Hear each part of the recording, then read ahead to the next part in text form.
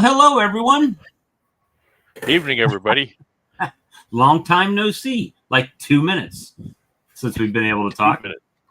Yeah, I just saw that the stream team was not going live tonight, so we figured we'd fill in. Because I saw some of y'all whining about where the live stream was tonight. Well, it's right here. That's where. Actually, it could be right there, too, because it's in There. on Brad's channel, and Todd's channel, and my channel. So it's all over the place. And it's there. Let's and see. It's there, too. I'm just typing in a banner real quick. I think it's, what is it? It is, there it is. Hope you don't mind if I finish my ice cream. I was in the middle of the dessert. All right. There we go. That should be it. Add that. Show. There you go. That should be scrolling, though. Shoot. Scroll across the bottom ticker. Oh, well, anyway, you see it now. I messed it up. Somebody's having a birthday. Yes, this guy. 2 more days. Bob has Happy a birthday, 54. and we get the gifts. That's awesome. Free shipping. At bewares.co. That is not a typo. That is what it is. .co. So if you need Appy tablets, that's the heaviest thing I offer. So that's the best shipping, free shipping discount. Just use BDay24 at checkout. That's imperative. You got to use that because I don't have a way to really refund. I don't think. Haven't had to do it yet. So there you go. So Brad's eating the birthday cake. The ice cream. It's I've so got hot. ice cream too, but it's in the form of Old Smoky Moonshine. Ooh, nice. Creamsicle. I wish. Creamsicles are the best. And Todd's got barley pop down there. Yeah, Brad. It's 105 outside. Just got a refill. Refill. There you go. I just got home from work and I turned my AC on and it's not catching up with the warm house because when I left this morning I turned the AC off. Wrong move. You should get that automatic thermostat that shuts on 30 minutes or turns on 30 minutes before you get home and shuts off 30 minutes after you leave in the mornings. Yeah. Hey, here's something kind of cool. When I go down south where y'all are, I noticed this big difference. When I go into stores, stores are air conditioned, and it's normal. It's kind of actually, to me, it's still kind of warm in the store. Here, in the summer, when it's really hot here, you go in the store, the place like a meat locker. You actually could get sick by going to the stores because it's so cold in there. So cool. People actually go shopping and go to the malls, things like people that maybe live on the street or something like that. They can't get away from the heat. Then they congregate in the stores and stuff because it's so cold. Just walk around Walmart for like all night. That's right. Well, we don't have all night Walmarts. I think there's one in Winnipeg that's open at Christmas all night, but we don't have all night. We used to, but after the COVID, they kind of stopped that. Now it's like 10 or 11 that they close. Yeah, Or Walmart shopping. But, man, so, any bee news, guys? Yes. Todd I don't know. Do I give away the vlog of the weekend? Yeah. You might as well. Do They're I going to watch it anyway. spoil the surprise? There's no surprise. I've been talking about this for a while. Well, today I took a big trip. Well, not a big trip, but it was 2-hour drive each way, so it's big enough. And I came home with 50 nice nukes of bees. And so I filled 2 of my outyards with that. And I'm very, very happy. So, Operation Manitoba Recovery is in effect. Operation Recovery is in effect. Yes, it is underway. It is underway. Tomorrow I'm going out to get 2 more from another guy. People are just like, I get emotional over it. People are just kind of crazy generous sometimes. And Brad has great thoughts on clarifying tanks. clarifying tank. Yeah. Well, I've been using Nice one one. for a number of years, so there's that. What do you I want to know? want one. I just don't know why I want one, because evidently what I thought it would do would not be exactly what it would do. I don't So- think it'll do what Bob is kind of wanting it to do. And this is just my experience. Mine is I guess I can say it's an old, because almost everything that's made by Walter T. Kelly is old, and I believe it is also a Walter T. Kelly clarifying tank. It has 2 sets of baffles in it. So what happens is the extractor will extract into the end compartment, and all of that honey and wax is forced down under a baffle, and that baffle goes within about an inch of the bottom. And it's about, I don't know, there's maybe a foot of honey in the thing. And then in a very short span, then the honey and the wax is forced up over a baffle. So basically you're trying to make the wax float and the honey sink. So that happens again, under and then over. And then in the last compartment, then there's the outlet to the pump. And it does take out a lot of wax, but it still lets through a lot of wax. So does it save time cleaning up your honey rather than screens? I would have to see what you're doing, really. I still have to. I think the one thing you told me to do, this year has worked like a champ. Oh yeah, and I don't know that a clarifier would work any better than what I'm doing. It won't, because there's time. There's a lot of time involved. The clarifier works on exactly the same principle, but it doesn't take. It needs to stay in there longer. The clarifier, and the one I have particularly, I don't think they all are, is a heated water jacket, so you can heat it and get the honey, lower the viscosity of the honey. And if you lower, once you lower the viscosity of the honey, then the wax will float more quickly to the top, right? Yeah, I don't know.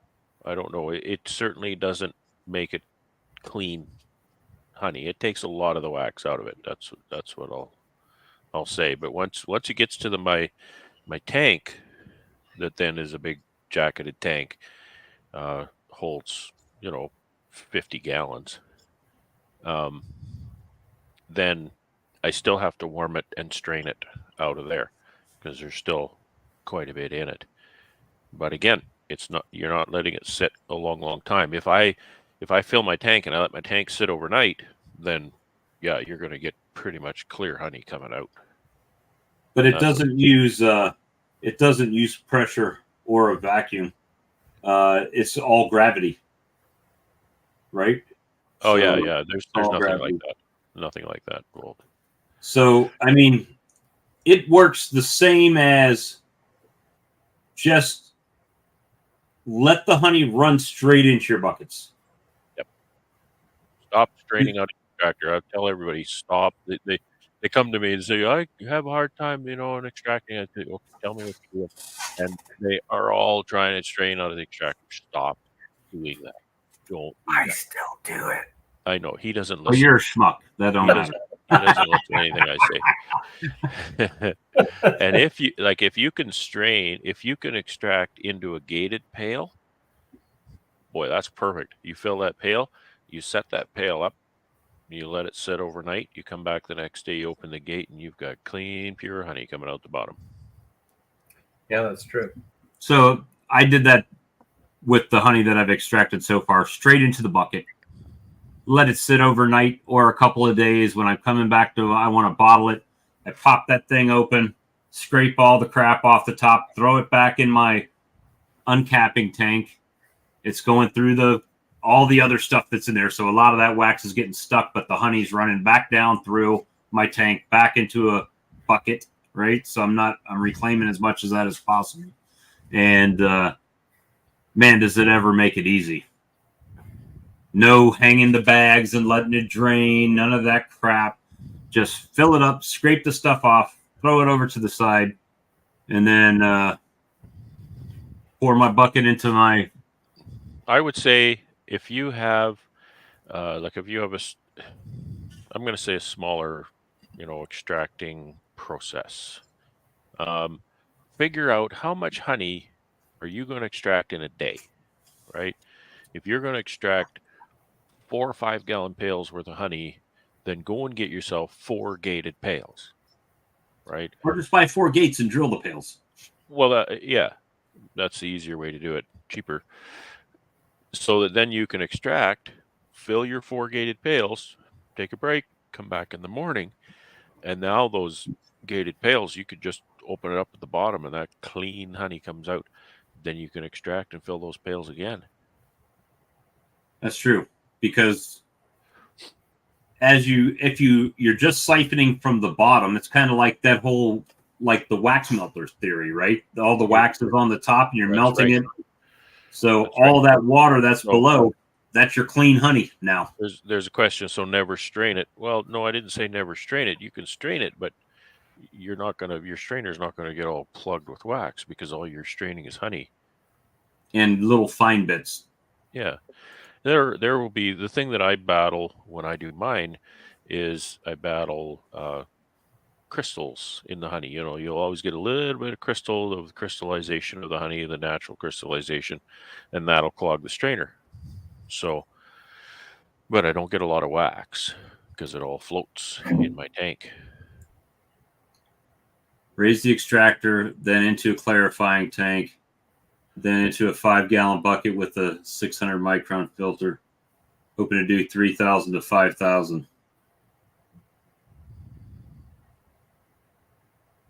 I guess pounds.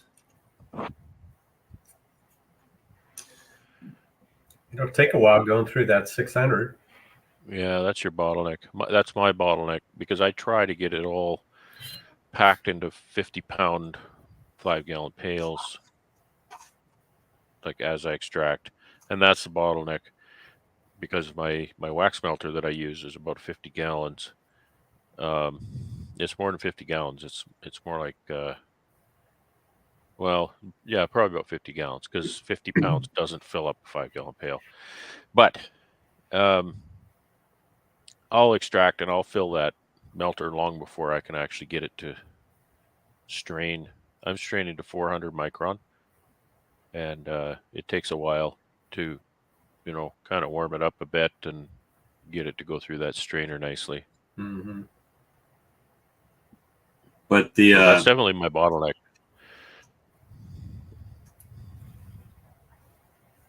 I don't know. I might try not straining through the extractor or behind or underneath the extractor into the bucket on my next pull. See what happens. Well, it's all about the time. It doesn't matter, I guess, at what point you have that honey going through a strainer. That takes time, right? So if you're constantly pushing honey into the system, you have to at least have the honey draining out as quick as it's coming in. Yeah. Or it's going to be a bottleneck. Yeah. So my clarifier, I call it a sump, but clarifier is fine. What that does, in my opinion, in my system, the most important job of that clarifier is it protects my small 1-inch gear pump that pumps the honey into the tank, because it won't put up with a bunch of wax. It'll put up with a little bit. So that clarifier prevents the bulk of the wax from hitting the pump, because I have had that happen just by something I've done wrong, and now I got to take the pump all apart and chip all the wax out of it because it just stops pumping wax. It just won't work at all.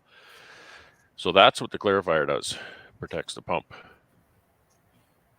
But I mean, that's how everybody does it. I mean, when I say everybody that I've seen with a clarifier, they empty their uncapping table, their extractor all straight into that, and then that's where they pump out of.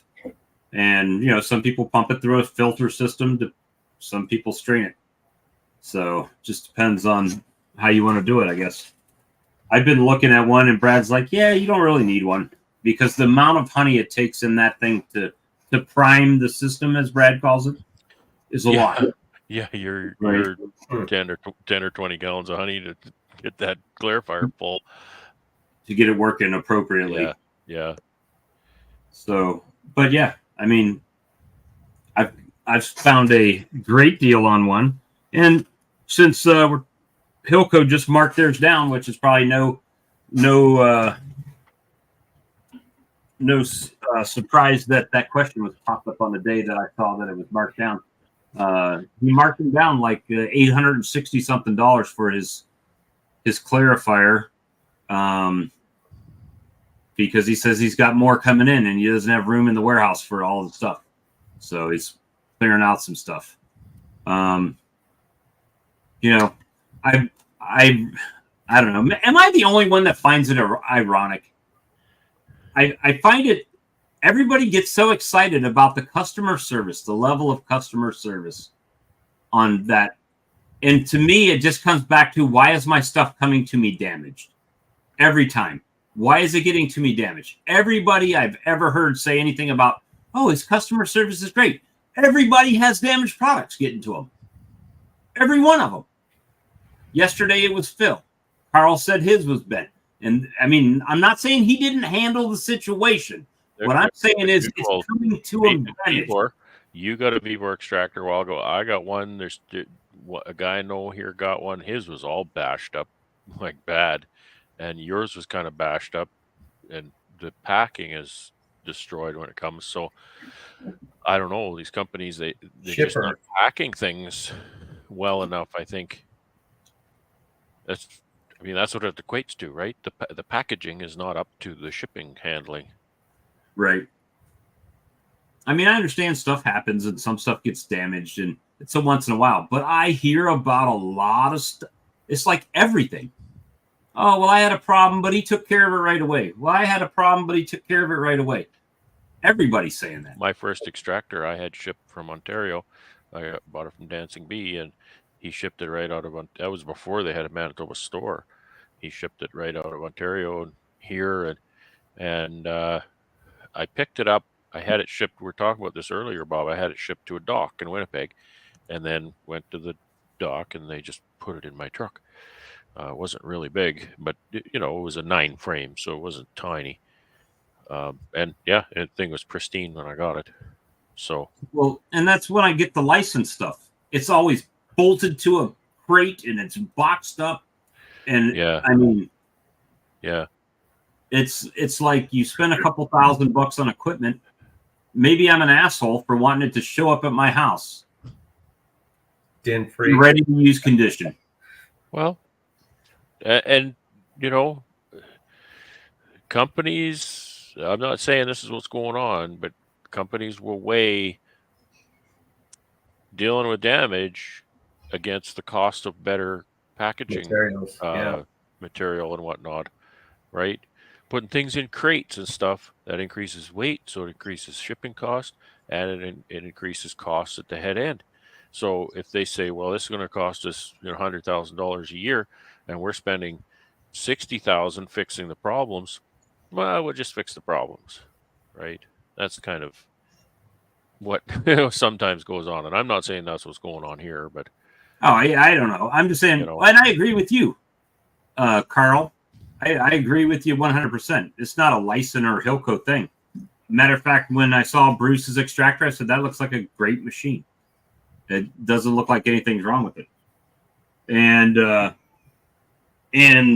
it's not that. It's just I hear everybody say the same thing. If you go back, everybody that's come on and bought a piece of equipment says, oh, he's got great customer service. Well, how would you know that? Oh, well, I had this wrong with my thing, and he took care of it right away. Yeah. Well, at least right away, right? Yeah, I mean, yeah, that's great. I mean, that's a great thing. Don't get me wrong. I'm not discounting that. But what I'm saying is there was whole marketing schemes back in the day. Maytag sold so many things because the Maytag repairman was the least worked guy in the industry. He had nothing to do all day, right? Their commercials with him sitting there doing nothing all day because he had no work because his machines work so good. That's kind of the thing. So hold on, my wife's going crazy in the background over here. You already heard by now. So, but yeah, that's it's crazy. Hey, Brad, you know when I shipped that bottle of honey up to you last year? Yes, sir. I had a little talk with the guy at the UPS store here, and he said, I know you're shipping a plastic bottle, and that's fine with what you're using. Now he's using the bigger bubble wrap. But he said, if you ever ship glass, you want to use the small, tiny bubbles because those are better than the bigger bubbles. A lot of people think you pack it with the big bubbles, you got all that air. He said, no, it's the smaller bubbles. You have all that surface coverage with the bubbles, the small bubbles. And right. Yeah, the small bubbles happen to be a little more than the big bubbles, but there's a reason why. It's because it's better material. So easy on that stuff, Bob. Yeah, I'm gonna get ramped up. Sorry, guys. It tastes good. We might have to cut this short. No, I mean, my thing is, and I've always, when I buy something, I don't always chop price. Price is not the end all be all. If I have to buy something twice, then did it really save me money to begin with? Yeah. Now economy. Pay for. So I usually go in the middle of the ground, right? I'm not buying the most expensive one, but I'm not buying the cheapest one. It's always somewhere in the middle. And that's just, me. I think that I just feel like if I'm putting a few $1,000s out there, like if I order a creamer and it comes to me and I can't use the creamer, well, now I'm out the money and now the time that I'm waiting for the parts and repairs to happen, right? So I don't know. Maybe I'm just funny like that. But when I'm looking at beekeeping videos, I see all over the place how everybody's going cheapest stuff, and it's fine. It's not my bee yard, right? I don't care. I'm just saying. We've been educated that way for the last 40 years. You have to shop price. You have to find the cheapest thing. We've just been educated that way. But how many times have you bought the cheapest thing and then you're like, you know what? I don't like these that much. I'm going to go buy this thing. You're preaching to the choir, man. You're preaching to the choir. Yeah. Because there's always, to me, there's the ground level of stuff. It doesn't matter what you're looking for. You're looking for a widget. There's all these brands of widgets, and they are where quality begins. And then so everything above that is an improvement. And so, you kind of want to skip past some of that and start to get into a product that, right. A product that is going to last and do the job. One store I really love is Lee Valley, because when I go to Lee Valley and I buy a product's going to do what they say it'll do. Period. Right. Done. And if it doesn't, money back. Well, once upon a time, Craftsman was like that, right? You'd go buy a Craftsman tool, you could carry it right back, and they'd replace it. Yeah. Well, and any quality wrench or anything like that, there's going to have a lifetime warranty on it like that. But Craftsman was one of the best, and they probably had the best warranty in the business. Right. But I know I don't go to this store here that we have. It's a national chain. It's a huge national chain. And I can go into that store and I look at the items on the shelf and I go, well, I can read the box. Do I think it's really going to do what they say it'll do on the box? And if you can find an employee, which usually I just see their back because they're walking away from me normally. Right. They say, so, ask them about the product, and they just pull it down from the shelf and start reading the boxes. So they don't know anything about it at all. Know nothing about the products in the store. Whereas a store like Lee Valley, boy, they know exactly everything is in that store. My local hardware store is like that too. The employees know exactly what's on the shelf. They won't just say, "Oh, it's on aisle 8." They'll actually take you to aisle 8 and say, Yeah. "Here it is." Well, and I can go in there and say, I need to hook this to that. And they'll say, oh, okay, well, you need one of these and one of those, and then you're going to have to put on that. And then, Right. perfect, I'm Yeah. on my way. Or I can ask them specific plumbing or electrical questions, and they actually know stuff, which is great. I love Right. that about that store. Well, it's I think in general, gosh, beekeeping seems to be an anomaly for me. Anyway, it's like it turns my whole thought process upside down. Everything, the entire thought process on how I've been programmed my entire life to look at things, just kind of flips upside down. We're just all guessing anyway, right? It's Just all hypothetical guessing. guesses. I mean, for sure.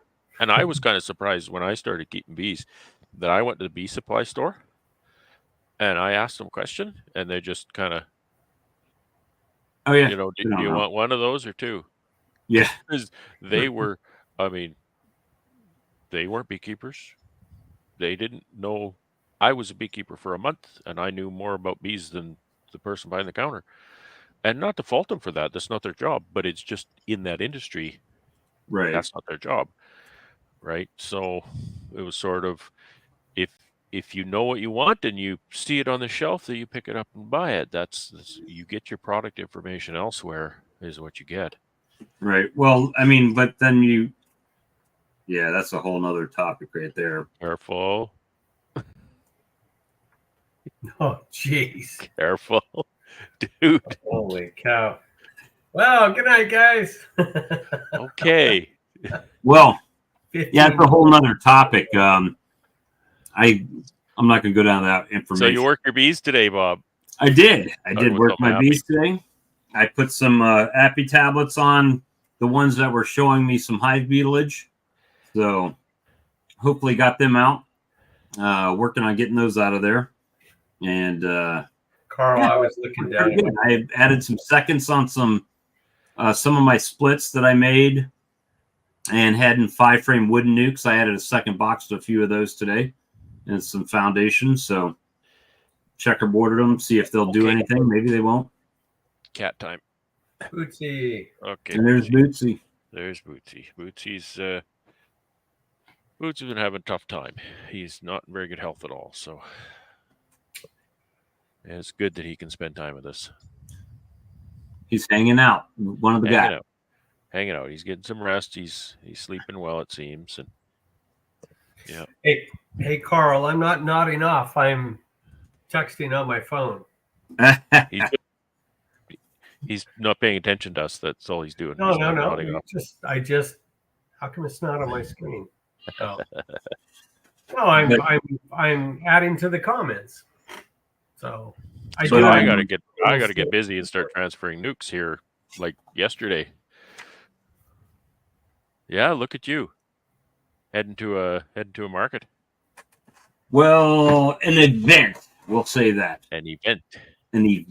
I'm doing an event tentatively right now for Sunday. It's a car show. Don't know. So we're gonna try to go out there. It's only cost me $30 to set up for the day, so I figured I'd give it a go. Set my 12 by 12 up, my table, and some honey, and do some honey tastings. And who knows, maybe load up the old observation colony and take it out there. Oh, that's an absolute hit. Do that. Absolutely do that. If I could find a colony that needs observation, that's going to be the kicker. Let me see. The comments are just like flying by a little bit. Thank you, Steve, for becoming a member. I appreciate that, buddy. Hey, there's Charlie. You know what? Let's do it. Charlie. Open it up. Let the beatings begin. Are you ready to rumble? All right, now if you come on here, just keep in mind I'm got the shine going, Put that stuff away. and we're gonna try to keep it at a minimum. Uh-oh. It's the wife. She swung the door open like Kramer. Amy, take the bottle. Take that orange jar. Take that away, Andy. That a girl. Oh. I'll Give it give up. it up to her. Give it How up. much? Oh, there you go. All of it. I drank it all. A Bring little in bit. some water. I've got a drink here. Oh, okay. Go away now. I'm live. Oh dear. We're Not about for to witness long. a murder. She backed out the door. Look at Not that. for long with Give that me the comment. evil eye. Charlie. Hey, What's going on, Charlie? I just got to have another board meeting. That's all. And we had tornado warnings and all that stuff. A lot of rain. We had some tornado warnings right downpours today. What's that, Todd? You have tornado warnings right now? No, I think they're over with now. Just a lot of heavy rain. Dang. Push it back this way. It's 100. Well, now it says it's 104. Tomorrow it's going to be up to 108. You see what Dan put up? Let me check for those people in the south. Let me check what the humidity is. Yeah, he's pretty chill. Hey, Pretty chill. I saw Brian from Flower Street. Hey, Brian. Yeah. I knew it was humid. It's 28% out there. It's 79% here. Hey, Brian. Hot and sticky over here. Oh. I'm Melissa. 28% sticky for us. Which is a lot. What, For your this area. humidities? Yeah, my humidity. Humidity. I remember Missouri. There was a little more humid than that, so I'm not complaining too much. Oh, we got 76% right now.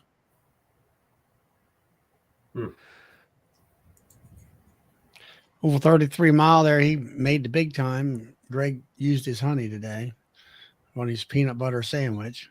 He made that video, but didn't go live tonight. He had time to make that video about a peanut butter sandwich. Oh, they didn't go live? I don't know. I've been in that meeting for 2 hours. That's why we're here. We were bored. We had nothing to do. Well, that vendor registration is actually for a car show. So there's going to be a bunch of cars going there, and there'll be kind of captive audience walking around all day.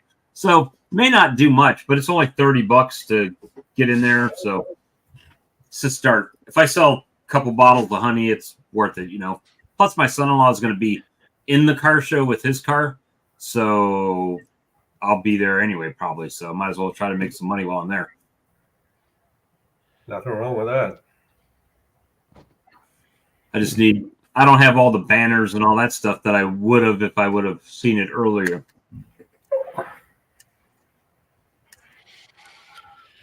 Charlie, how was the board meeting? Oh, I don't know. It was, I don't know, just long. Boring. And we were talking about we're going to consign honey at the local fair here. And when it comes to creamed honey, is the half-pound jars that you normally use pretty much standard sizes? That's what I use, 8 ounces. 8 ounces.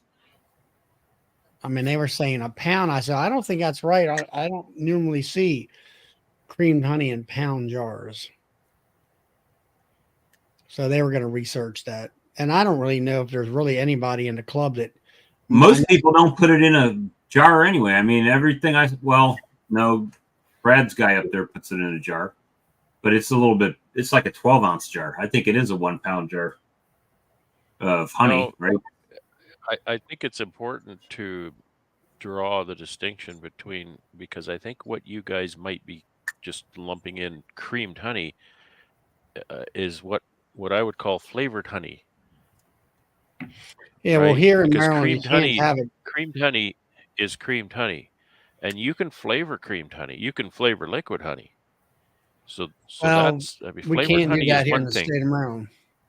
Creamed, You well, can no anybody can flavor, do no anything. flavored honey. Oh, to Well, have- sure can. you can have a back room of flavored honey at your place, Charlie. But you know what? The point is not what you can do in your Can have it. jurisdiction. The point is, what is creamed honey? It's creamed honey. It doesn't. Creamed honey does not mean that it's flavored with something. If you're talking about flavored honey, that's flavored honey, right? But it can be so that's flavored just- creamed honey too. yeah, it can. But I'm saying, but you guys are not saying that. You're saying, oh, well, my creamed honey this and my creamed honey that, and I know very well you're talking about flavored honey. Well, yes, Yeah, I do have plenty. Cinnamon creamed right? honey. But creamed honey is creamed honey. Yeah. Right. And there's no reason you shouldn't, like you're saying, oh, what do you sell your creamed honey in? Well, it's in the, I don't know, you talk some foreign language with ounces and things, but, and I know very well that you're saying, well, you only sell it in small containers kind of thing. There's no reason not to sell a 2-pound jar of creamed honey. It's the same as liquid honey. It's honey. It's the same thing. But I know you guys are talking about flavored honeys. And so I just want to tell you, if you're talking flavored honey, talk flavored honey, not creamed honey. Creamed honey is Flavored creamed honey. honey, sir. Flavored honey is flavored honey, and your flavored honey can be creamed and it can be liquid, but what you're talking about is flavored honey. Jesus Christ. Okay? We're just talking the jar size. If you say creamed honey, don't assume that it's flavored because creamed honey isn't flavored. Oh Flavored my honey God. isn't flavored. Oh my gosh. Well, here in Maryland, we And I can't point have it this out flavored. because I know that it's something new for a lot of people in Yeah. different areas. Ours Creamed is just honey is not strictly really a straight thing, cream right? honey. It has to be straight cream honey, no flavors. Yes, they did, Which is not a bad thing. William. Yes, they did. You should try creaming some of that locust honey, Charlie. See how that goes. We were Is it discussing. going to be creamed honey or flavored creamed honey or creamed honey? We don't give a No. shit. Just See, be You very can call me precise Ray, about or you can call me Jay, or you can call me RJ, or you can call me RJJ Jr., Right. and you can call me RJJ Jr. Right. Johnson. Where's the top of You this just rabbit don't hole? have I to call can't me get Mister. out. Well, that was part of our discussion at our thing. As far as the Oh, I mean, size. I had someone called my creamed honey syrup. Oh, it's not honey anymore. It's syrup. No, it was creamed honey, and I just added flavor to it. Yeah, Oh, but it's syrup. No, it's not. Yeah. Oh, sure. There's That no was sugar added to it. It's just freeze-dried fruit powder. But different states and different people. She's Say down in different Southern things. California. It's kind of like, well, yeah, there you go. There's strawberry honey, there's strawberry creamed honey, there's regular creamed honey, and regular honey. Too bad they don't do a bubble gum. That's right. Boiled shrimp, broiled shrimp, shrimp kebabs, Oh no! shrimp Honey Creole. and blueberries, honey and shrimp, honey and corn chips, Oh honey, my gosh. Oh and Lord! that's it. Hey, Doug. Oh, Hey, Doug. Gentlemen, Doug's gentlemen, going to set us right on this creamed honey It- shit. hit What's the eject Doug button, doing? Doug. I'm with, Eject, eject. I'm with Brad on this one. And Doug where is it? There. Doug knows creamed honey. Well, it's kind of like baby food, right? You got to get them to taste their favorite flavor first, and then you just kind of move them to the squash and corn and peas, right? They get the applesauce, baby. Then they get the other stuff. So that's when you have no market and you're creating one. Any way you can get them to try it. Pizza and Franks. Flavored honey that is creamed. We- It's usually Charlie, creamed honey that is flavored, but it could be flavored honey that's creamed. No, it's not usually creamed honey that's flavored. It's Oh, honey gosh. that's flavored is flavored. Creamed honey is creamed honey. Jesus Christ, Jim, you got him started again. Here we go. The wheels on the He's bus dead, go Jim. round and round, round and round, round and round. Ah, Charlie, we'll sell about 5 2-kilogram jars to every 1 kilogram. And as a I don't have my kilogram conversion. 2.2 pounds Pounds. to kg is 2 pounds. 2 pounds. Think of I that. have my Celsius to Fahrenheit sheet, but I do not have the kg sheet. You don't need a kg to pounds sheet. It's just 2 so pounds. you sell 2 kilogram containers more than you sell 1 kilogram containers? Oh yeah, way more. No, we were just I never. Sorry, Charlie. no, we were the guy that wrote up the rules for this, the preliminary rules. It's all in a draft form. He had, we were going to sell just one size liquid honey, which is 1 pound at the fair. And then he said 1 pound cream. And I said, well, all the people that I know sell, half pound jars of creamed honey. I do it specifically for marketing purposes only. There's no other reason. The reason I did that was because I could keep a half a pound jar at the same price as my 1 pound jar and thereby increase my profit per pound. Yeah. Double. That's the only reason. There's no other marketing scheme behind that.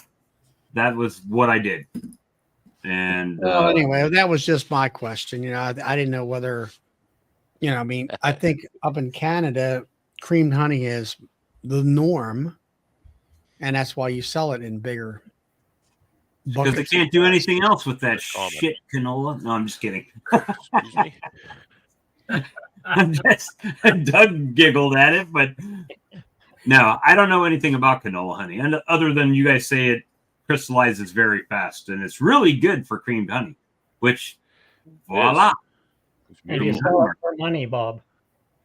You sell I it know for- that watching Cayman, the guy over there in Hawaii, their honey's over there. They naturally just cream. They can't get it running because of what type of sugar Hey, content. I we guess had it is. we had a little honey show last week, and we had some honey tastings. I took a jar of my creamed honey and set it on the table, and we were trying the different creamed honeys. And I'm very proud of my creamed honey. My honey is beautiful to begin with, and the creamed honey is just spectacular. Right, Todd? That's the It's honey good. I took, Oh, Todd. That The most is delicious honey in really Manitoba. It Manitoba's is most delicious honey. Todd knows, absolutely or Bob knows too. So anyway, we have this honey, and I'm kind of, puffing up my chest. I really, proud of this stuff. Well, this girl in our association, she brings this jar of honey. It's the same kind of jar, her label, obviously. So I take the lid off and I try it. And I just had to get down and worship because it was so creamy. It was delicious, but the creaminess of it was unbelievable. It was even better than mine. And so I asked her, I said, how in the world did you do that? She said, If you eat it, it's flavored. If not, then it isn't. That's a true statement. If you don't so I'm taste almost the done my honey- story. And I said, how did you cream that honey so perfectly, so beautifully? She said, it's a complicated process. She said, I extracted the honey into the jar, and she said, I didn't want it to crystallize, so I put it in the freezer. And then a time later, and she couldn't remember how long, but it was probably a few weeks at least, she said, I went and took the honey out of the freezer, and they would have creamed itself right in the freezer perfectly, just like that. holy shit. Wow. Couldn't believe it. So I said, you know what you do? How much of this you got? She said, well, I don't know. I got, a few pounds or a few kilograms or whatever. And I said, you keep that for seed. That's your seed is what that is, because that's beautiful stuff. Very nice creamed honey. Then mix it right up. I'll tell you what, it's really, for me, the creamed honey light bulb has come on with help of, you guys on here, and Brian, especially, talking about his creamed honey, and, Carl did some creamed honey. Going. And it, but it is not free of work. And I mean, outside of the actual creaming process, here it's the product knowledge work that is lacking here, right? So once you make the product, Nobody here knows what the hell it is. You have to feed it to everybody. Here, try this. Try this. I don't want to. Here, try this. Boom. Stuff it in their face, right? And I, more times than not, if they're buying a regular jar of honey, they buy at least one jar of creamed honey to go home with them. Whether it's the fruit flavors or the cinnamon or, plain just to go in their coffee. But it really does. So creamed honey is a novelty, and also flavored honey is a novelty too. Yeah. So, it's like, it's kind of this thing, right? So people are like, well, what would I use it on? Well, put the peanut butter one on toast, or something like that. Or here's a lemon one, try that. But when you start getting too creative, people don't know how to use it, right? It's like, well, what would I use blueberry honey on? Toast, biscuits, whatever.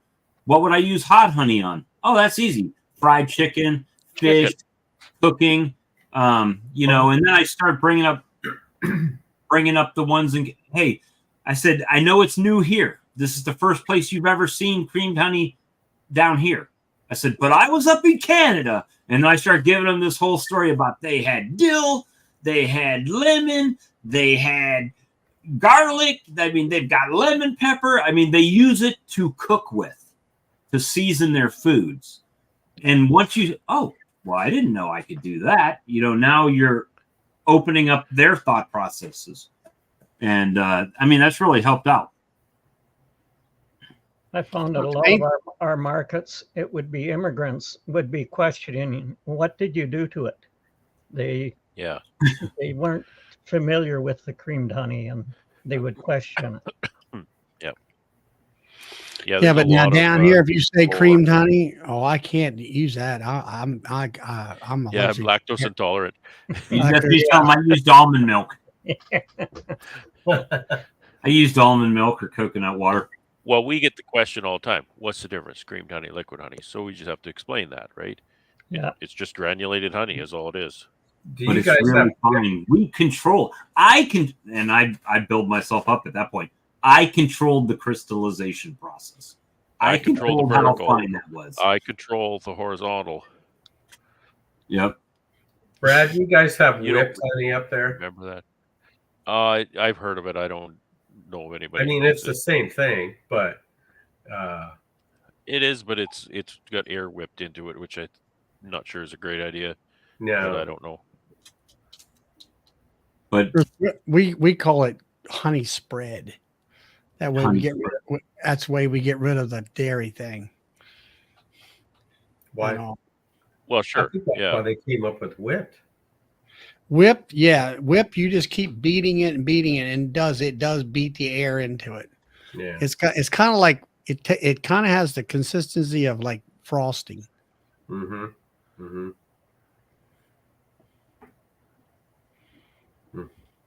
And the soda. Hey, David. But yeah, that's so the process is, it is a lot of work. These flavors. So when I charge what I charge for mine, which people will tell me I need to raise my price, but it sells. My honey's selling. So your customers are telling you to raise your price. That's, you need to raise your price. But it's, I had a lady show up yesterday. It was probably 9:30 in the morning. Pulls up in an old beat up Kia. She says, "You got any honey?" "Yes, ma'am. I've got some honey." "Oh, I want $100 worth." "No problem. How do you want it? Do you want it in quarts, pints? How do you want to spend that money?" So she got 3 quarts in a 1 pound, $100. So nice. Lucky for you, she didn't say half pint jars. You'd have been pouring all day. No. I give them the option of the 3 options they have. Yeah, $100 worth. Here's your jar. Give them 2 gallons. We find more and more people buying the 3 kilogram and the 7 kilogram all the time. Yeah. Well, I guess I never sell anything but pails out of my yard. And well, if they're going to buy jars, they buy a lot of them. Maybe they're going to give them to family members or something, but everybody buys pails. So I guess a quart is 1.36 kilograms. So it's little 3 pounds. So 1.4 kilograms, probably. That's the big bottle. That's half of my small pail, which is 3 kilograms. And how much would you sell your small pail for? Or whatever the half is? Yeah, 3 kg, so it's 6.6 pounds is $40. And I sell it for $30. My 5 kg is so 5 kg, that's 11 pounds, is $60. Would have been $110 if they came here. And that's still way less money than what it is in the store by the kg, right? Right. And stores don't sell pails. 1 kg in a store is the biggest thing you're going to get generally. Costco will have something a little bigger, but generally not. We have old-fashioned foods in Weyburn sell for us, and they'll take the 3 kilogram and 7 kilogram in the store there. Yeah, I'd love to get some of my pails in the stores. I actually only have one store that does it. Generally, the grocery stores, they don't want to do it. Too much shelf space. Takes up too much I don't room. know. They'll move, man. Pail people, boy, they come out of the woodwork. I love it. Yeah, I think it was Charlie that kind of bumped me over to the dark side on that, because he says, what do you sell, Charlie? A 3, a 2, and a 1? That's what you're selling? Yeah. I sell 1, 2, 3, yeah. I don't do the 2s, but I do the 1.5 pounds. So, So, Charlie, is the price the same per pound in every container? Okay. Yeah. Mine too. See, So it doesn't matter if you're getting a big one or a little one; it's still the same per pound. Mine gets more economical. My biggest problem is I need to bump the price up, and the problem of it is making change, and that means I'm gonna have to. Lagrange. Good evening. Comment ça va? I just did like an 8-hour work. I went to go get some queen excluder. Decided, may as well pick up a few queens. I got 2 bugfasts, and one of them got rejected twice before Rejection. I finally saw like a worker feeding it. So I don't even know if she'll survive. So that might be like $50 just out the windows. Sorry to hear that. Sorry, Charlie, I cut you off. I was asking about the pricing. No, I just I'd like to raise the price up, and it just means I'd have to put a money box or something out there for the help to make change and all that stuff. Yeah, that's always kind of a problem, isn't it? Mine is priced so that it's per kg, the price goes down with every size up, right? So it encourages somebody to go to the next size up if they're going to use it. And fortunately, honey doesn't go bad, so they can buy the pail and once a year and they're fine. We do the same, Brad. I'd much rather sell 7 kilogram pails than ship to be made in Winnipeg. Yeah. Like I'm considering getting rid of my 0.5 kg, but boy, the margin on that little guy is just too attractive. But you got to sell a lot of them, right, to get anywhere. And I don't actually sell very many. I sell some in stores. That's about it. Yeah, Sorry, we buddy. sell a few, but not many. I never sell a 0.5 kg in the driveway. Well, there's David up in New York. David Lewis's feet. I'm Got getting some nice blue-toed socks there. Yeah, For the nice green. carpet. You're muted though, David. I can't hear you. Back again this way. We'll go back this way. Past the garbage can. You mean on that? There you go. Oh, You got some Cream cream tiny. and some honey. That's a bucket of crystallized honey. there you go. Question is I've already filled about 8 1-pounders with it. Crystallized, creamed. I was just wondering, it's kind A of little nice. hard. It doesn't seem to be too big a crystal. I mean, it's not like sugar type. It's finer than sugar. The places in the world they call that candied honey, and there is the odd customer I get. They want granulated honey. They like the rough candied texture to it. That'd make good seed right there. There you go. Warm it up just a touch to make it malleable. Blend it in. Yep. So that's what I got sitting here. Question is, it's about between 2 and 2.5 gallons of crystallized honey. Now, you guys have talked before about taking this and putting it in the KitchenAid and putting the dough hook in it. Do I really need to do that, or does it I've never done it when it's that solid. It's always much thinner when I introduce it. Yeah. So you would have to do something to soften it up a little bit, I would imagine. Well, just beating it's going to soften it up somewhat. And then, so what are you trying to do? Just get it in a jar? Yeah, it doesn't go in a jar very well. Can you warm that up a little bit? I could. I've got a hot box I could put it in. Just put it up. Put it down at a lower. Yeah, warm it 10 degrees and that'll flow. Yep. Soften up just a little bit and then put it in the jar and put it back in the refrigerator. Liquefying it. Yeah. Right back up. Okay. Well, it's a thought. Or add more to it, blend it in, and make a big old pot, and then start jarring it up. I don't know. Does cream honey go well where you're at? Last time I was out, I think I sold 1 or 2 jars. Do you have a tasting station where they can sample it, or is that against regulations where you're at? I do sample.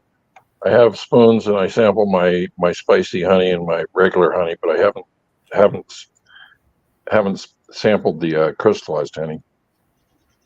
Well, it's been my experience that if you can get them to taste it, they're going to buy it. Yeah, that's what I think. How can you sell honey without giving somebody a sample of it? Unless they know what it is and they're coming back. The first time you give them a taste of it, and they'll come back. Yep. Then you're like the local drug dealer, giving out free samples, and then they come back to buy. Yeah. It's amazing. People, I mean, for some reason, the fruit flavors do really good here. Oh, he dropped out.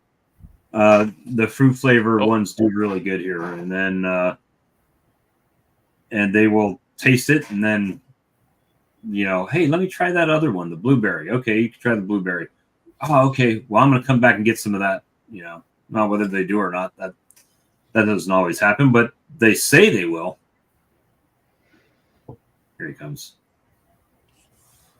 Oh, if they say they're going to come back, they never come back. They don't come back. Never come back. Well, I mean, she bought $60 worth of honey the other night, so she was a purchaser for sure. I've had people come back at my stand and bring back the empty jar. As if I'm going to refill the empty jar. You see, Kathy. Somehow I don't do that. Said he had a man. She said she had a man purchase a jar of creamed honey last year, then came back 2 hours later and purchased 32 jars. Wow. That's awesome. Wow, that's nice. Yeah. The biggest one, I've had a lady come and buy 12 1-pounders. She was giving them out to ladies at her church. So that was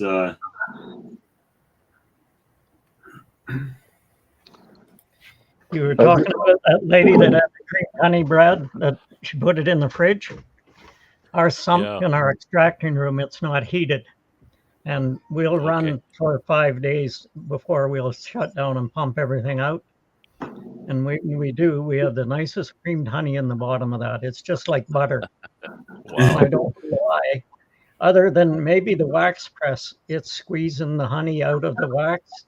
And if that's what is creaming in there, is it ever nice? Is that your seed for your next batch? That's I've never used it for seed. I already have the machine running by then, but I should try that sometime. That's awesome. Turn my phone around. Is that good? That was good. Looks good too. Was That's what we can do. We can all have a honey tasting on the screen here. We can all taste our own honey. Oh, that's the best honey ever. Oh yeah, you picked up a jar of my honey. That's what. Well, I just Actually, I'm out of your honey. with a pumpkin spice honey. Oh yeah. I've got a jar of pumpkin spice honey from Canada. You do. No idea who that came from. Which one? This one. Obviously, there's an old jar that's crystallized. There's a 12-ounce jar that's crystallized. Looks like my shelf. Here's the good one. I taste mine, and then I taste them when they come in, and then my wife uses them in her coffee. This is the one that I'll say about 4 or 5 years ago, I made jalapeno honey. Yep. And with 8-ounce bears, and I put a lot of jalapeno in there, and then I just took all the extra jalapeno out of the honey before I sold it, and put it in this jar. And oh, that's the good jar. Is it? I've never done it that way. Someone, I think it was Todd that said I should do that. Take all those candied peppers. Yeah, and sell them individually, or not individually, but in a batch. I'd get one of those little short jelly jars and put them in there. Yeah, this one here is buckwheat. Nice dark buckwheat. Love that stuff. My wife loves buckwheat. Yeah, nice 40-weight motor oil. Vincent said he tasted honey from Taiwan today. Vincent, did you buy it at Walmart or a grocery store, or did you get it from Taiwan?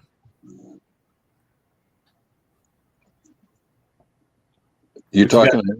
No, Vincent on the screen on the chat. What you got there, David? That is Sugar Rush Peach Hot Peppers. So you do a lot of different flavors. Yeah, Sugar Rush Peach Hot Pepper is kind of it. The first time I tried the Sugar Rush Peach Hot Pepper, I made jelly with it, and it came out tasting like peach jelly. All right, Rhonda's got a beekeeping question here. She had that laying worker shakeout she did. She switched colonies and shook them out. She wants to know how long should she wait to check the laying worker. So she took a week colony, and she shook out the laying workers, but she replaced their colony with a nuke or another colony. So all the bees flying back are now going to the new colony, right? Does that make sense? So how long do you think she should wait to check that? First of all, how long has it been since you did it? I'll say that. A couple of days. Yeah, I don't know. you should wait till you see eggs again. Well, that's what she wants to know, when she should check on it again. Well, I mean, you're just going to gain a bunch of old bees, really, right? So yeah, foragers. I don't think there's any dramatic change. It's just you're gonna the nuke is going to inherit a bunch of old bees. Yeah, you could go back. I mean, I would just check it the next time you're out in the bee yard. Give it a peek and see what's Yeah. going on there. I don't think it's any reason to wait a long time or anything, because it's a nuke, like it's a colony. Right? And if you Nothing wonder unusual what about it, go ahead and check it. wonder why I always defer those questions to you guys, because I'm infamous at if someone tells me to wait a week, 4 days, I'm in there. Right? I'm not Mr. Patient here. Yeah, I'm not the guy that's gonna. Check it tomorrow then if you want to. Be fine. 2 weeks. I'm not the patient guy, right? So if someone says, do this and then come back in a week, yeah, I'll do that and I'll be back at the end of the week. You know, that's kind of where I'm at. I'm not a very patient guy when it comes to stuff like that. You could wait 3 days and check for eggs. She says tomorrow's 2 weeks, so that would be plenty of time to find Yeah, out. you should have cat brood in there. Sure. Yeah. Yep. My question is the colony worth saving at that point? Well, she shook the original colony out. She combined it, didn't she? Yeah, she just shook them out, Sort and of. then the bees that flew back Yeah. to the new colony that she placed there. So she just merged them together, really. The important point in what David's saying is there's nothing there to save. You're just dealing with a mistake. You're dealing with a problem, and I think the important thing to do is, instead of trying to figure out how to save this colony that's gone bad, is learn why it's gone bad and how you could possibly prevent that in the future. Because there's nothing to save. All there is to save is some drawn comb and some equipment, really. Yeah. You just got a bunch of old bees. Yeah, you take it out, take the box, put it somewhere else. Or, take the box away. Let those bees that come back to that spot beg their way into another box. That's it. Yeah. Yeah. If you have a swarm cell someplace that needs a home, along with with a couple brood frames, so that you get some youth in the colony, that would be the way to go. Mm-hmm. Yeah. Rakesh Jahander says, "Please, I would like to hear Lagrange speak." So would we. Over to you, Alex. It's up to you. It is your time. Let's everybody. All right. Sorry, I was replying to a message on one of my video. I wasn't paying attention. See, prime example. There you go, Rakesh. You heard him speak. Yeah, we saw it. You heard him speak. There. You were by popular demand there, sir. Yeah. Would you like to hear me speak? Maybe Why? French. I'm a little Shakespeare or something.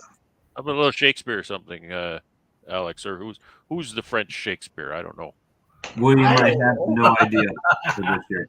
Like, besides to be or not to be, I don't know Shakespeare, and I'm not even sure that's from him. All right, so she says her queen didn't come back on the mating flight. That's why. Whoops, sorry, wrong one. Queen didn't come back on the mating flight. That's why I went lay a worker. Yeah. Okay, Well, yeah. So again, that's not a guarantee that things should go bad. So this is exactly what I'm saying. So what if you could do that all over again? Then what could you do, to help that situation? And I don't know all the details of what went on here, right? Whether it had a queen, I guess it had a queen cell or a virgin. That's all I can guess. But this is all I'm saying is, what can you then change the next time you do this to hopefully catch that before it goes into laying worker scenario? Because hey, I've been there, had it. It's I've had it happen. Well, see, I would have called the thing Farajaka myself, but that's just me. Farajaka. There we go. All right, Alex, take it away. Farajaka from the top. One verse. Farajaka. No, Farajaka. Please don't ask me to sing. Captain Picard sang Farajaka. You think you're not worthy? John Jacob Dingleheimer Schmidt or something. Yeah, there you go. I can't say that I know the words to my little teapot or whatever it was that 33 bees out there. I'm a little. And then I have They're the thinking Bob, musical I'm a ability little. of This is my But tell me that's handle pretty and well. this is my spout. You don't know that song? No, I When I get don't. all steamed up. When I get all steamed up, Hear me shout. hear me shout. Tip me over and pour me out. There you go. That Never heard just that one that before. must not have been More a thing creamsicle. when I was a kid. Get some more creamsicle and see if Bob could do the whole song. Rakesh. You could do all 5 verses if you get enough creamsicle in them. Alex has a sweet voice, but now I prefer David, Doug, Todd, Brad, Bob, or Charlie instead. Oh, goodness. Sorry. I didn't know it was a contest. Comic relief. I know. I've been watching this little crazy. I'll tell you what. If you want to follow a YouTuber that has made something out of nothing, her name is Miss Rachel, and she has done a whole. You would think you were watching a televised children's series, right? With the green screen and the animations and the singing the kids' songs and the counting and ABCs and all that. But it's only on YouTube. She only did it on YouTube, and now she's got like 10 million. I looked at a thing. Her net worth is like $10 million just from doing the YouTube thing on kids stuff. So that's crazy. Out of nothing. Like I said earlier, I made some splits because it's going to rain for 4 days in a row. And man, I like only 13 cells took, but you should have seen those like this big, like really like fat cells. Like those nurse bees went to town on them. And I accidentally destroyed 2. That woman's voice gives me hives. Yeah, me too. Good job. Well, she's from Maine, I think. Emmy, that's Maine, right? So, Yes. Yeah. So she's from there. So she's got that Maine voice, but it's just sickly sweet. You voice. can't get that from The here. kind of voice that could curdle fresh milk. It's crazy. But my grandson loves her. If I turn it on, he's enamored by it. So let me see. You battling the weather there too, Brad? Oh, well, stop raining. Yeah. Or the wind blowing? Well, it was really windy today. I went out to Austin, and I don't think I had to even put the truck in gear on the way back. Oh, it's windy. I just come back from Mooseman, and all the semis are pulled off of the highway. Wow. Let's see. Weather's been bad over there, Brad.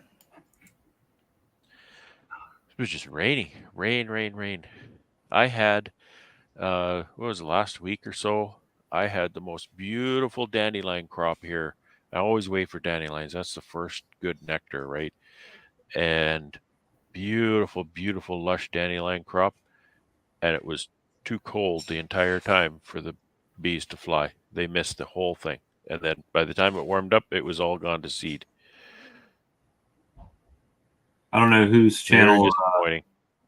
this Kekistan Patriot is on, but please block or mute him because he's spamming the chat. I find if you mow those dandelions, Brad, you'll get a second crop. I think he's on Brad's. Yeah. Yeah, he is. I Oh. get it. Dave Druck.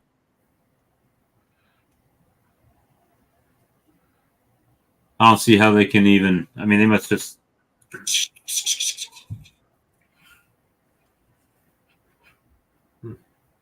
Just something to aggravate everybody. Well, there's always got to be one, right? Yeah. There's always one. It's just like a little.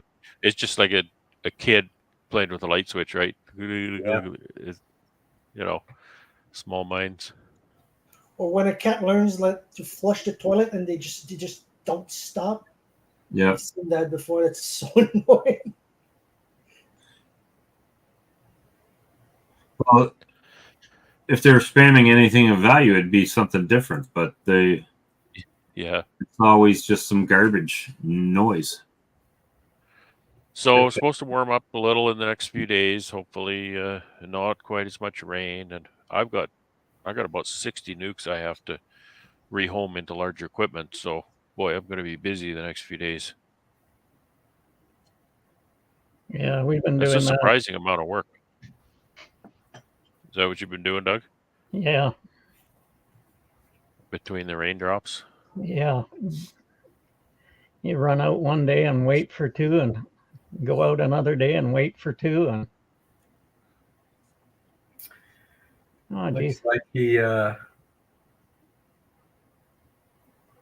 Looks like he got a new name. Yeah. His little friend. These people are idiots. Well, you can sit and think about it for 86,000 seconds. You just blocked him? Timed him out for 24 hours. I'll be waiting. He'll be back with another alias in a second. Yep. Yeah, I just looked at the Weather Channel. Like Thursday and Friday, thunderstorms. Saturday and Sunday, like a bit of rain, and Monday, very like low chance of rain too. Then it goes back to being sunny. We're supposed to be down to 6 here tonight. 6? Oh, Wow. goodness. It's 22 right here right now. I think we were only about 14 today. It was 40 here today. And it's supposed to be 42, 43 tomorrow. Centigrade or 40, that's a lot Fahrenheit? warmer than 14, Doug. Yeah. It's centigrade. 40 C. Yeah, it's hot. It was hot today.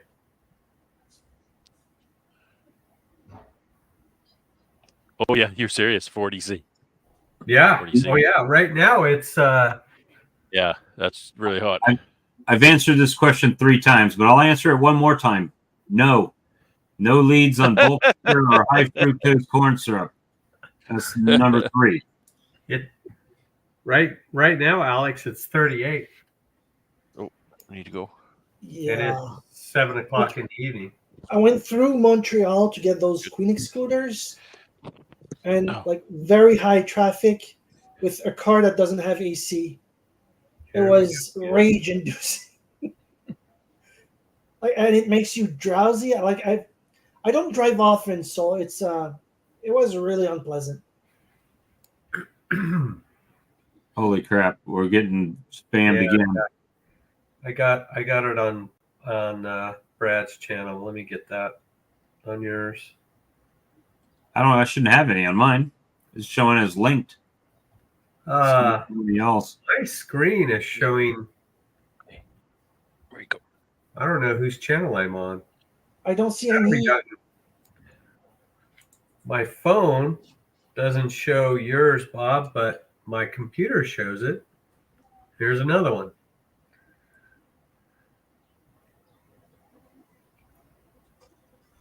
It's one of y'all's channel. Well, I think it's Brad's. They're spamming Brad. You've got notoriety. They're coming in and notoriety. Yep. Just a bunch of spam. Comments. Brad. What's going on in Robert World over there? Well, I got a new toy today. Oh, no. Do share. Is it a spam bot? I have not unboxed it yet. It's right behind me. It's new it's a stairway. Staircase? A window? Hilco pump. I decided decided that You should have sent that to me. Don't unbox it. Just send it over to me. Yeah. I'm done lifting. I've decided that I'm going to go to the pump method for everything now. I'm not lifting in bucket anymore. I'm going to transfer as I'm extracting. I'm going to I bought a 40-gallon. I was going to buy a settling tank, and I haven't got that far yet. So, but I bought a 40-gallon boiler, or sorry, kettle, and so I'm going to pump into that 40-gallon kettle and then let it settle in there for a period of time and then drain it. But I also bought a clarifier, so it's going to go from the clarifier into the kettle and then into 5-gallon buckets. Hey, Robert, I heard their customer service is great. I'll vouch for that. Well, I was supposed to get, I haven't opened it yet. Like I said, it got here in 2 days. So that's pretty impressive. I'm not sure are they out of Pennsylvania? Who? Like Illinois or something like that. They're in Minnetonka, Illinois, or something like that. Minonk. Oh, Illinois. Okay. Yeah, I mean, 2-day shipping. That's pretty good. And right now, Mike Trevis is leading the swarm catch competition. Mrs. T. So Mike, Travis, Mr. Trevis. Oh, So, is that back? I do have some comments on I was listening earlier about the laying worker issue. And I just battled a lot of that because I put out 35 nukes, and of the 35, probably 8 or 9 ended up laying workers. And I don't think you can easily fix that problem. You just, in my opinion, just shake it out and move on. So I know she had said that she put in a new nuke there, which is basically a combine. As long as you're shaking those bees out, I don't think that you're going to have any kind of an issue. I mean, you can, like Bob said, you can go back in there in 2 days and what's there is there. Because unless they were to come back into that nuke and kill the queen, which is very unlikely, you shouldn't have any issues.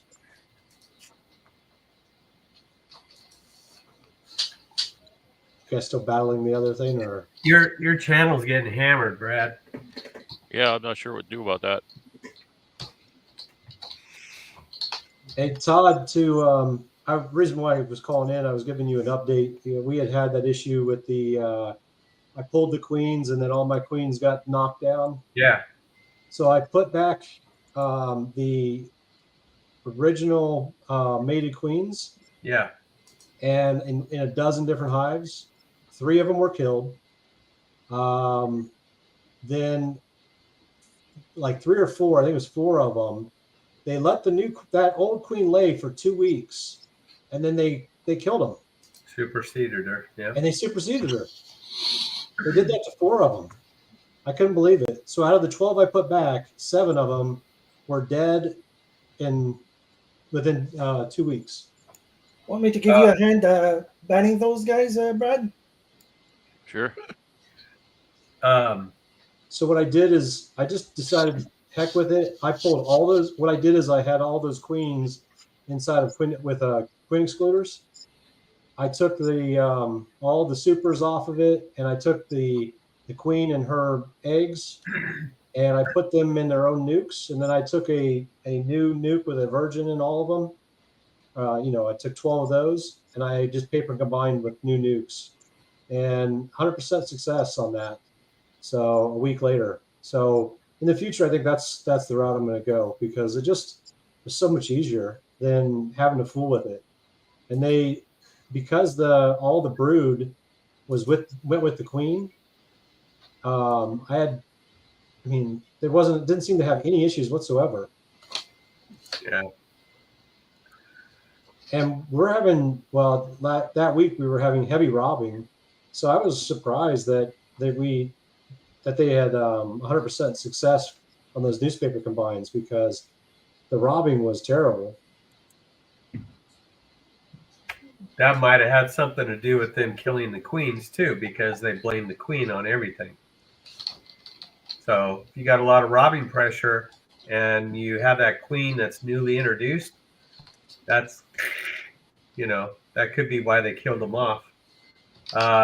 It also could be that the hive already had too many old bees in it. No matter what, they're not going to take a reintroduction, so to speak. So, the only thing they would take at that point would be a cell, most likely. Yeah, so that's why that paper combine. That's the first time I've done that. and it was very successful. I did 16 colonies that way, and 100% of them took. Yeah. So I think in the future, that's actually the way I'm going to go on a lot of situations, because it was just quick and easy. I walked in there, took the queen off with the queen excluder, slapped the new one on with some paper, and walked away, and then came back in a week, and 100% of them were requeened. Mm-hmm. Yeah. I'm not sure if that's everybody's experience, but it was pretty worked pretty well for me. Just make sure you don't make something queenless until you know the count of virgins that, or the what you got coming back. Because then you kill those queens off or whatever, you're going to end up in the same position. Yeah, so I went basically almost 3 weeks without a laying queen in there, which I don't, I'm not sure if it did a lot of damage, but obviously it's not great, not during your honey flow. Yeah. So in the future, the nice thing about that, doing that paper combine, I didn't have to wait. I literally took the queen and all of her brood, and then I pulled her off, put paper down, put the nuke on, walked away. Yeah. That was it. And they 100% success. So yeah, it's good. It's a good method. That's for sure.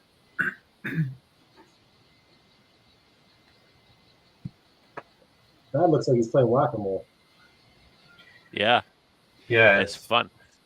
Smacking these. So, Robert, with your pump, what are you going to do? Pump the honey out of your clarifier into your buckets or what? Yeah, and actually I'm thinking about also maybe doing, and that's another reason why I called in. I was going to ask you guys what your thought was on this, because I heard Charlie mention this yesterday. If I was to put in the past, I've put in the the brew bags, and I dumped into them, and then I let those basically settle, and then I pulled the brew bags out. What I was wondering is, if I just shove the pump down behind the bag, would that suck the honey right out of the bucket, and then I could just throw the bag away? Would that, rather than using the clarifier, would that be a quicker, easier method since I got the pump now?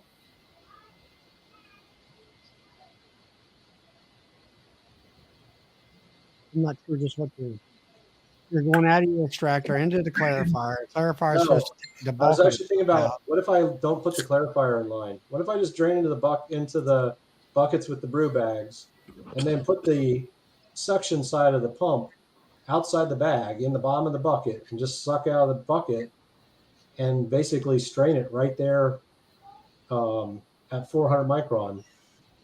That works great until the strainer falls through and gets sucked through your pump. That's a good point. Yeah. That would And then you're at $1,000 pump and a 50-cent strainer. Yeah, that's a good point. If you have a clarifier and a pump, you might as well use the clarifier and stop your pump. I mean, that's what it's designed for, right? Yeah, I just thought that might be eliminating a step, basically. But that's why I wanted to ask, because I didn't even think about the bag possibly getting sucked up into that pump. I'm just saying, because if I had that system, that's exactly what would happen to me. I mean, within 5 minutes, I would have not tied it tight enough, and it would go and mess up my whole pump system. Yeah. So I know me, and that's what would happen to me. Yeah, because by the time you reached over and hit that kill button, that thing would have already been in the pump. Mm-hmm.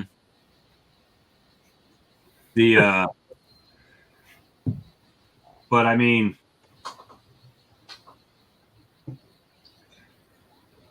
Brad, I think make a little honey waterfall there. You could just have a gate, have one. If you had a stand, now we're going to get the whole mousetrap design here, right? So if you had a stand with a honey gate going into a bucket that had your pump hooked to it, and then the one with the honey gate was open with the bag in it, so when it filled up high enough, it would go through and run through into the bottom one, strain through the brew bag. then it's kind of out of the loop. It would have to go through more. But if you're going to do all that, then you might as well just use your clarifier and pump it from there. In my opinion. Yeah, no, that makes sense. Like I said, I was just thinking that I wouldn't have to bother with the clarifier if it worked, right? Smooth. Well, what happened to just pumping it into the barrel and then letting it settle on top like Mr. Ed and scraping the stuff off and then going out? Carl. You know, I was in the process of doing that, and then since I already bought the kettle, I was thinking, well, that's 40 gallons right there, right? So I'm only processing about 800 pounds a day. So I don't know how many gallons that is, but if I'm going through a clarifier into the 40-gallon kettle, the kettle has a low point drain on it. At 800 pounds is 66 gallons. Yeah, it's more than 40 gallons. So I figure I could just put a slow drain on that into a 5-gallon bucket, and then, you know, just it should be pretty clean by that point, I would think. He's got him a pug. Brad. Hey, what's going on? He's got a headless pug.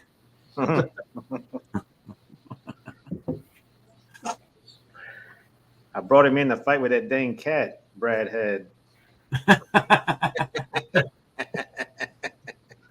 Was that all you? Were you having fun on the computer? Yeah. Brad had a puppy. That's right. Brad, you raise those puppies, don't you? Yeah, we do. Little pugs. They're cute little puppies. Oh yeah, they're very cute when they're little, but they get kind of annoying when they get older. They hear the least little thing and they start barking. Oh yeah, and they get so attached to you that you can't go to the bathroom without one of them being up your butt. I mean, it's just if you get one as a house pet, you better be ready to have him with you 24 hours a day. I love dogs. I'm just tired of taking care of them. Like picking up after the mess they make. No, picking up dookies. Done. Not anymore. You got I call them stink pickles. Let me see. What time is it? It's almost 10:30. It's been going for a minute. It's 2 a.m. 2 a.m. Somewhere in the middle of the Atlantic Ocean. It's 2 a.m. As they say, it's 5 p.m. someplace on Earth. That's right. That is it. Absolutely. Let's see. Oh look, you got a present. What? I said, go pick up a present. He's got to assemble. Unboxing live. It's got that FOMO fill in the bag. That's pretty cool. How much does that thing weigh? See you, If you were a guess.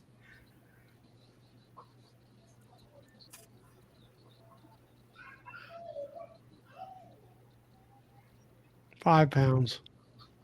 It says 33 pound shipping. Okay.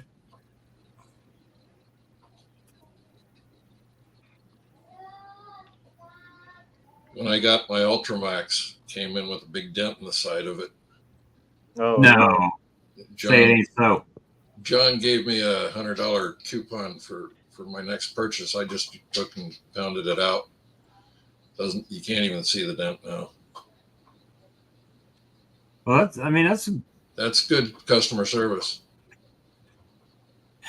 When I called, he answered the phone. So I think Well, already. He's on the spot taking care of stuff. I'll give him that. Yeah. I'm just saying, which extractor did you get? The big one? The Ultramax 32 frame. No. 32 frame. Yeah, I think that's the biggest. No. 18 frame. 18 frame. So what it cost you? Probably $2,000, $1,500, something like that. 1,200. 1,200. Yeah. 10%, 11%, whatever. Yeah. So you have to literally assemble that thing. The only thing I had to assemble. Oh, you're referring to yeah. I don't know what's going to be worse, Bob with the customer service issue, or Brad with the Chinesium hive tools. It's going to be a battle right there. I'm going to defer. Okay, I think everybody knows how I feel about it. I found a hive tool from it's a company called Beemaster, somewhere out of California, and it's a hive tool with a J hook, and has an American flag on it, and it got the smooth edges. I wanted to give Brad a link to it so you can order him one. You probably had a better idea. Order one and have it sent to me. That's what you want to do. It has a Prop 65 sticker on it somewhere. I guarantee you that. Oh, good. This hive tool causes cancer in the state of California. Is that the power supply for your pump, Robert? Yeah, that's the control box for the pump. Yeah, it mounts on the back. It causes cancer, but it won't cut your hands. But it's pretty stout. I'm not gonna lie. This thing weighs 25 pounds, easy. 33, I thought. Well, the box, the shipping was 33, but this thing's got to weigh every bit of 25, and then all the pieces and parts to go along with it. But yep. I thought it was going to come in yellow, which I don't care. I like the black, but on his website it shows it as yellow. But it's that's one that didn't get the over. It's not dented. That's Didn't when get you second buy paint. from Hilco. Huh? When you buy from Hilco, it'll come in yellow. No, That it's is from Hilco. Oh, It is Ilco. It's funny. It's not painted yellow. Yeah, that's what I said. It's yellow on the website, but when you buy it, when it came in, it's black. Is that just a transfer pump? That's a honey pump. It's got to be below the source to for suction or not? No, Okay. no, it's got a kind of a ridiculous head pressure on it too. It said like, I don't remember what it was, 17 feet, I think, on the vertical head, and then you can run it like, I forget he said 200 feet or something like that. It was quite a far distance, surprising. But I was going to build one. I went on to Home Depot, or went all over the place, but I found a brass pump on Home Depot. I have an older small motor that I was going to put on there, and then I was going to buy a VFD to regulate the speed and all this. And when I came down to it, I was going to have 2/3 of the amount that this was going to, in cost for what this was already built. And I just said, to hell with that. I'm not going to spend Bob, the heck with that. I'm not going to spend my time to do that. I'm just going to order it and be done. I just don't have that spare time to sit there and spend all that time to assemble something when the quality is not going to be what this is. That VFD will drive you bonkers after a while. So this is this still has that's essentially what this is, right? The speed controller. I mean, it's not a VFD, but it's a speed controller. But they use a 3-phase motor because that's the only way you can vary the speed. Because it's really difficult to vary a speed on a single-phase motor, but a 3-phase is easy. So that's why all their extractor motors that have the adjustable speed, they're all 3-phase motors. Hey, Brad, what was that Beemaster what? For the hive tool? Not talking to me. Let me see. I have to look it up to make sure what the name was.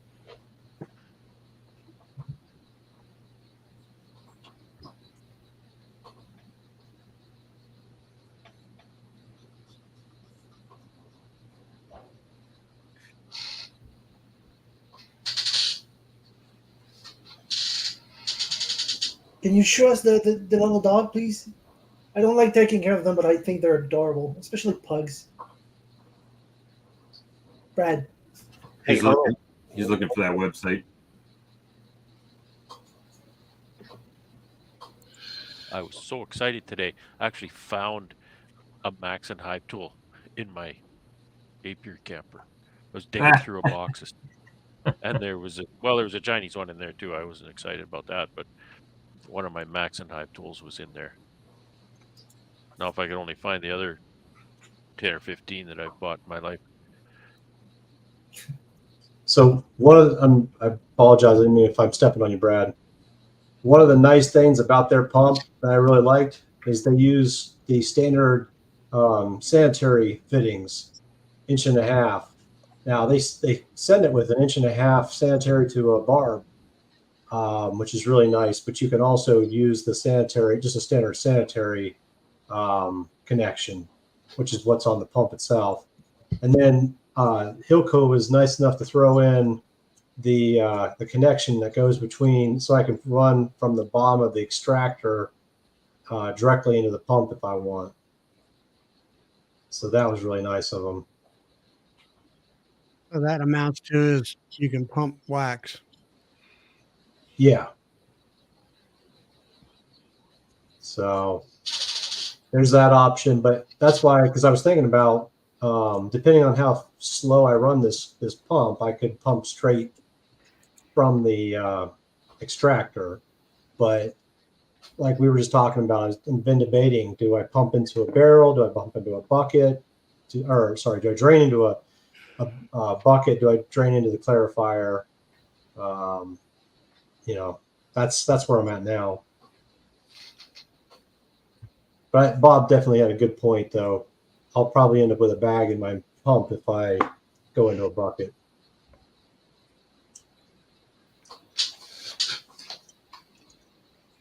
Let me see.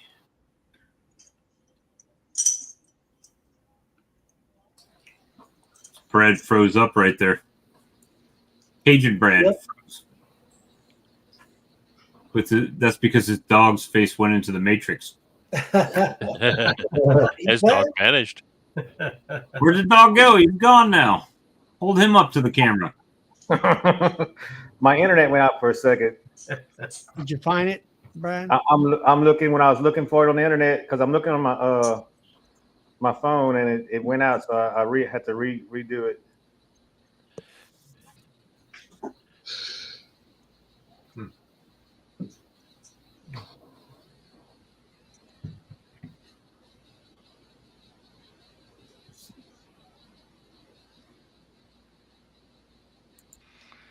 Yeah. Oh, well, guys, it's 10:30. 10:31. It's been a very long day for me, for sure. For me too. Tomorrow's going to be another long day.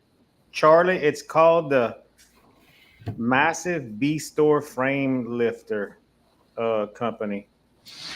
What's that, Matt? If you pull it up, it's on Amazon. Let me see. Let me see. It's called. It's just labeled as the Massive Bee Store. Yeah, I just typed in that, and that's what I found. And the actual tool is called the Massive Bee Store Frame Lifter and Scraper J-Hook Tool. Huh.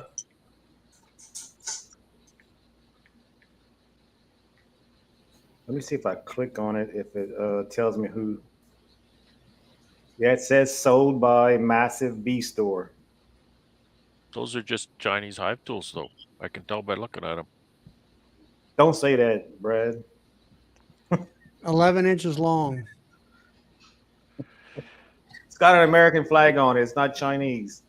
It's I don't know. not made in America, though. I got a 15-inch hive tool coming in. A 15-inch? I think I seen one guy using one on one of the videos before. That's a long tool.